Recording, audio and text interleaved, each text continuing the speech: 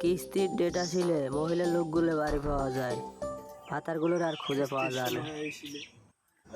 এই রে, কিস্তিওয়ালার সাথে মুখোমুখি হয়ে গেলাম রে।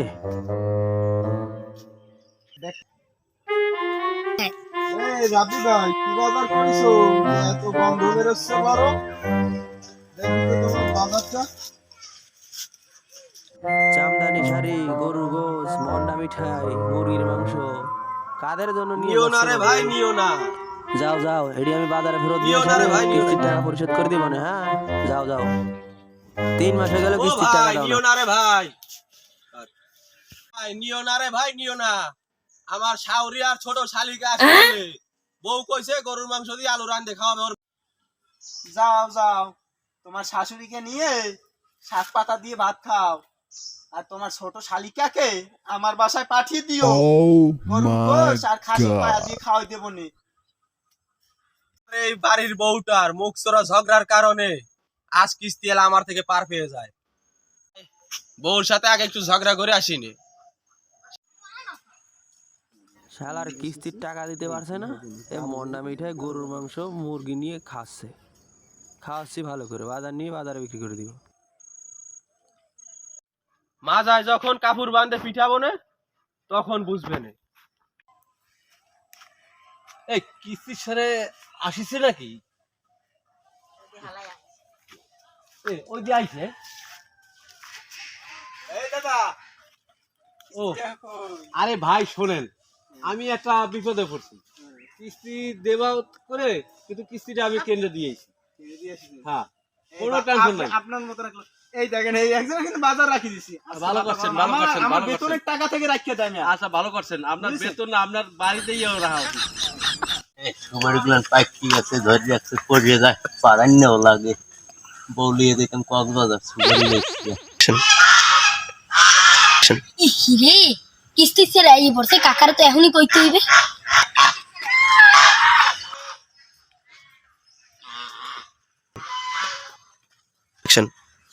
কাকা কাকা কিস্তি ছেড়ে আইতেছে, রাব্বিকে কারে কিন্তু বাজার বসে থেকে কিস্তিতে লাগে সব রাখতেছে, তোমার কিন্তু ঝুনঝুনি হচ্ছে।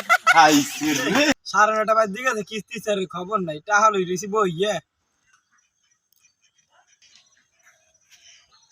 রে সাদিক ভাই আছেন আপনি?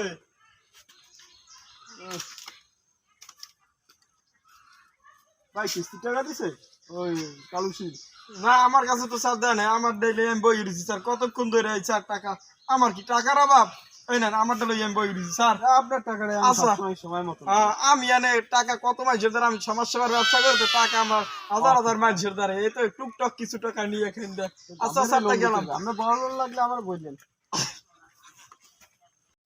বলেন ভাই, এরকম করলে কি কিস্তি চালানো যায়? বলেন, আমার নিজের গাইডের টাকা দিয়ে আমি কতদিন দেবো বলেন ভাই?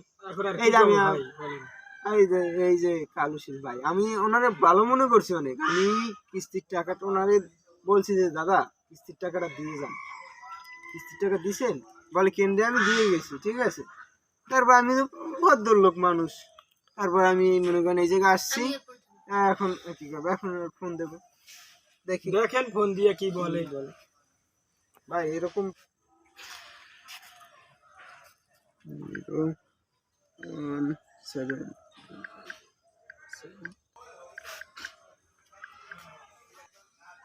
দেখেন ফোনটাও ধরেন।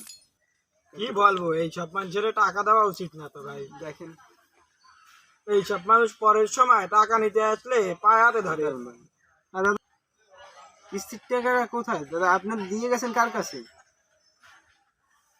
না আমি তো কিস্তির টাকা পাই নাই ভাই। এরকম করলে আমি, ভাই আপনি তো এই জায়গায় আসেন, আসেন দাদা, আসতে পারবেন? শোনেন দাদা, আমি একটা আপনার ভালো কথা, একটা ভালো কথা বলি, শোনেন শোনেন, না আমার কথা আগে শোনেন। আপনি, আমি একটা কথা বলি, গিয়ে আপনি যখন আপনার পাড়া প্রতিবেশী সবার কাছে টাকা ধার চাইতে গেছেন, কেউ কিন্তু আপনাকে টাকা দেয় না, কিন্তু এই এনজিও লড়াই কিন্তু আপনাকে টাকা দিয়ে আমার মাথায় কাজ করতেছে। আচ্ছা এইটুকু মনে রাখছেন দাদা, তাহলে এইভাবে এনজিও চালানো যায় না দাদা। আসি দাদা, আমি মনে করেন সপ্তাহে আসতেও পারি না আসতে পারি, কিন্তু চাকরি ছাড়িয়ে দিতে না, এরকম চললে আমার নিজের সংসার নিয়ে আমার আরো জায়গা জমি বেশি।